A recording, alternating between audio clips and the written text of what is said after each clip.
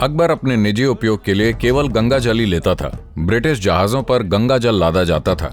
ये एकमात्र ऐसी चीज थी जो फ्रेश बनी रहती थी। देखिए, मैं भी नागा ही हूं। आदियोगी स्वयं एक नागा साधु हैं। मुझे लगता है कि सनातन बोर्ड की काफी जरूरत है। आने वाली पीढ़ियां इसकी सराहना करेंगी।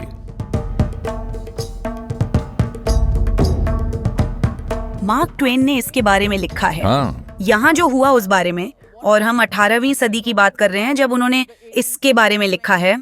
हाँ। और देखिए, एक महत्वपूर्ण बात यह है कि इसके कई सारे पहलू हैं। लोग स्वास्थ्य के लिए भी यहाँ आते थे। देखिए, ये ऐसे वैज्ञानिक हुए हैं। 1896 में एक ब्रिटिश जीव विज्ञानी यहाँ आया और उसने अध्ययन किया और उसने कहा, विशेष रूप से गंगा के पानी में ऐसे जीवाणु भक्षी हैं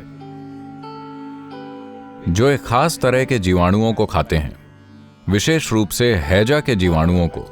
उस समय हैजा हर जगह फैला हुआ था, लेकिन गंगा के किनारों पर उन्होंने पाया कि इसने उतना नुकसान नहीं पहुंचाया जितना कि दूसरी जगहों पर हो रहा था। जब उन्होंने इसकी जांच की तो उन्होंने पाया कि कुछ खास जीवाणु भक्षी हैं जो केवल हैजा के जीवाणु खाते हैं।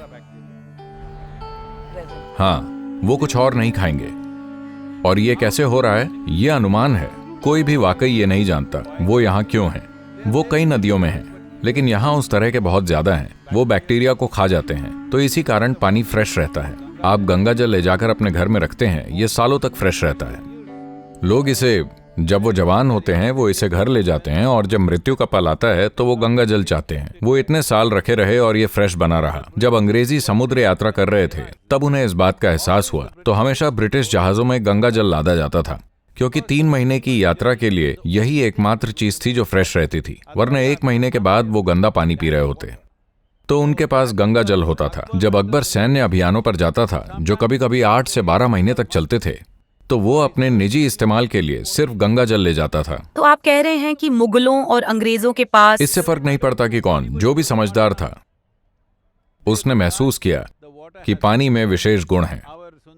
हमारे सुंदरलाल बहुगुणा ने जोर शोर से ये कहा कि मेरी कई बीमारियां सिर्फ इसलिए दूर हो गईं क्योंकि मैं गंगा के किनारे रहता हूं और हर दिन गंगा का पानी पीता हूं। मेरे अपने अनुभव में, मैं 19 साल की उम्र में सुंदरलाल बहुगुणा से मिलने गया था, लेकिन मैं सिर्फ विमला देवी से ही मिल पाया। उनसे मिल नहीं पाया, वो कहीं गए हुए थे। मेरा अपना अनुभव है, 19 साल की उम्र से 27 साल तक मैं हिमालय में ट्रैकिंग किया करता था, हर साल अकेले। जब मैं वहां होता था तो ज्यादातर समय मेरे पास भोजन का कोई इंतजाम नहीं होता था। मैं अकेला घूमता रहता था। ट्रैकिंग के ज्यादातर दिनों में मैं सिर्फ पानी पीकर रहता था, और पहाड़ों में 14-15 मील किलोमीटर चढ़ना, चढ़ाई करना सिर्फ पानी के दम पर, और कभी थकान या कुछ ऐसा महसूस नहीं होता था, क्योंकि इसमें उस तरह का गुण है। लोग जो इसके पीछे की वजह बता रहे हैं वो ये कि चूंकि पानी का कुछ हिस्सा ग्लेशियर की गहरी दरारों से आ रहा है, तो हो सकता है कि वो वायरस को बाहर ला रहा हो। जो वहां स्थायी रूप से जमी बर्फ में इकट्ठा हैं, वो बाहर आ रहे हों। ये बस अनुमान है, कोई भी इसे वाकई नहीं जानता, लेकिन लोगों को हर चीज के लिए तार्किक कारण ढूंढने पड़ते हैं। मुझे नहीं पता कि यह सच है या नहीं, लेकिन वो ऐसा कह रहे हैं। लेकिन महत्वपूर्ण बात यह है कि कोई भी इस बात से इनकार नहीं कर सकता कि इस पानी में कुछ खास गुण हैं, और इसने हमेशा से जीवन को पोषित किया है। और इसने न केवल भौतिक शरीर का पोषण किया है, बल्कि इसने मन और क्षमताओं का भी पोषण किया है। जहां वोल्टेयर जैसे किसी व्यक्ति ने कहा, यूरोप में हमारे पास जो भी मूल्यवान चीज है वो गंगा के तट से आई है। उन्होंने कहा, खगोल विज्ञान, ज्योतिष, आध्यात्मिक प्रक्रियाएं, हर चीज, गणित, सब कुछ गंगा के तट से आया है।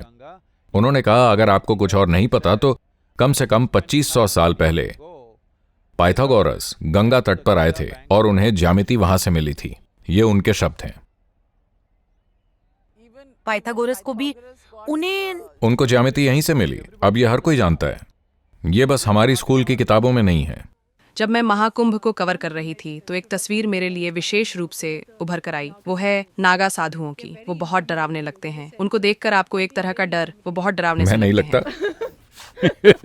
आप समझ रहे होंगे सदगुरु मैं क्या कह रही हूँ। वो ऐसे हैं कि मेरा मतलब है कि जिस तरह से मैं आपसे बात कर सकती हूँ, भाषा। मैं आपसे बातचीत कर रही हूँ। मुझे नहीं पता कि मैं नागा साधुओं के साथ वैसे बात कर सकती बात हूँ करने या के लिए नहीं है। और मेरा सवाल ये है, वो नहीं है। लेकिन मुझे लगता है कि उनके बारे में, उनके जीवन के बारे में बहुत जिज्ञासा है। आप उनके बारे में क्या जानते हैं सदगुरु? क्या वो वास्तव में हिमालय में कहीं दूर अंदर रहते हैं, हाँ जैसा कि वो दावा करते हैं? आप वहाँ कई बार ट्रैकिंग कर चुके हैं। हाँ, कई बार। क्या आपने वहाँ किसी नागा साधु को देखा है? बहुत से। कई? हाँ। तो क्या वो कुंभ के लिए वहाँ से आते हैं? क्योंकि आप उन्हें हजारों की संख्या में देखते हैं, लेकिन हमारे दैनिक जीवन में वो देखिए, मैं भी नागा ही हूँ।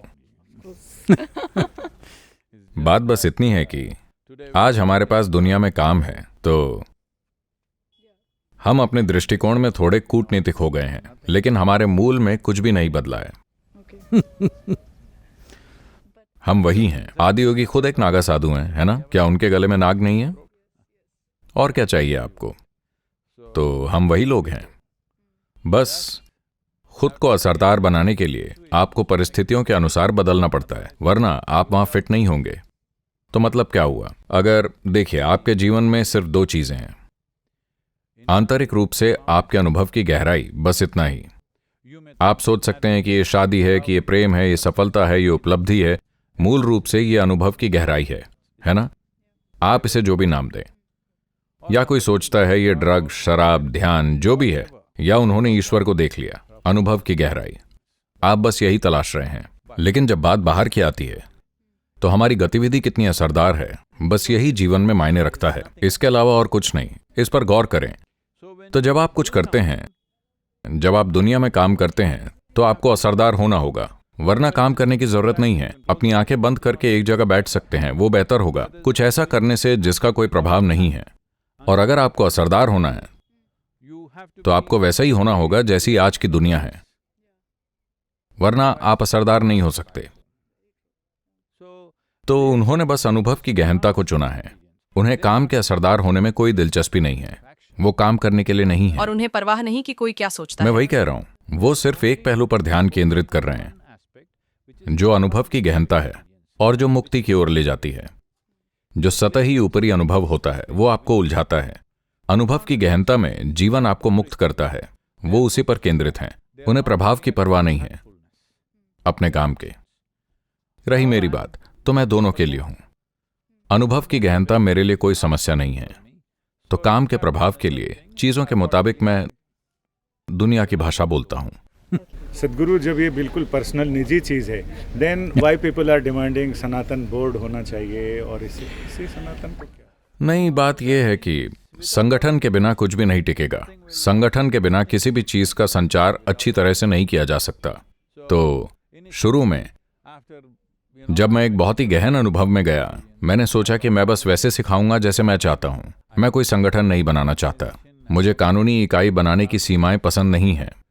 तो मैं एक प्रोग्राम यहां करता हूं और फिर हिमालय में चला जाता हूं, फिर कहीं और जाता हूं और 2 महीने बाद दूसरा कार्यक्रम सिखाता हूं। मैंने वैसा किया। लेकिन एक बार जब लोग इकट्ठे हो जाते हैं, तो आपको एक जगह सेटअप करनी पड़ती है। आपको एक कानूनी इकाई की जरूरत होती है। आपको सभी चीजें करनी होती हैं। सवाल यह है कि क्या आप ये सब पूरी तरह से शामिल होकर करेंगे और उलझेंगे नहीं, या आप उलझ जाएंगे? यही पूरी समस्या है। लोगों के साथ समस्या यह है कि वो जिस भी चीज को छूते हैं उसमें उलझ जाते हैं। अगर आप बिना उलझे पूरी तरह से शामिल हो सकते हैं, तब ये ठीक है। मुझे लगता है कि सनातन बोर्ड की बहुत जरूरत है। सनातन प्राधिकरण की जरूरत है, क्योंकि भविष्य की पीढ़ियां इसकी सराहना करेंगी। भविष्य की पीढ़ियां स्वर्ग नहीं जाना चाहती। वो स्वर्ग का टिकट नहीं खरीदना चाहते। आप अपने बच्चों से पूछिए कि क्या वो स्वर्ग जाना चाहते हैं, वो कहेंगे नहीं। अगर आप कहते हैं नहीं, भगवान वहां रहते हैं, वो कहेंगे ठीक है, लेकिन क्या वहां फ्री वाईफाई है? वो यही पूछेंगे। तो वो स्वर्ग नहीं जाना चाहते। लेकिन उनसे पूछिए, क्या वो आजाद होना चाहते हैं? बेशक वो चाहते हैं। अभी वो सोचते हैं कि शराब पीना आजादी है, सिगरेट पीना आजादी है, ड्रग लेना आजादी है। लेकिन आजादी का उनका विचार परिपक्व होगा। ये परिपक्व होगा किसी मुकाम पर। वो समझेंगे कि ये आजादी नहीं है, ये अपने आप में एक बंधन है। लत अपने आप में एक बंधन है, क्योंकि अगर आप अपने भीतर कोई अनुभव पैदा करते हैं बाहर से किसी चीज का उपयोग करके, चाहे वो कोई स्थिति हो या कोई रसायन हो या कुछ भी, आप उसके गुलाम बन जाएंगे। अगर ऐसा है कि खुश रहने के लिए आपको गंगा किनारे बैठना होता है, अगर आपको कोई समस्या है तो, और कल अगर आप यहां नहीं आ सकते तो आप दुखी होंगे। तो महत्वपूर्ण बात यह है कि आजादी का मतलब मैं जहां भी हूं, जो भी कर रहा हूं, मेरे पास जो भी है या नहीं है, वो मेरे जीवन की दिशा तय नहीं करता। मुझे कैसा होना है वो मैं तय करता हूं। तो अभी यही मुक्ति है। आइए इसे संभव बनाएं।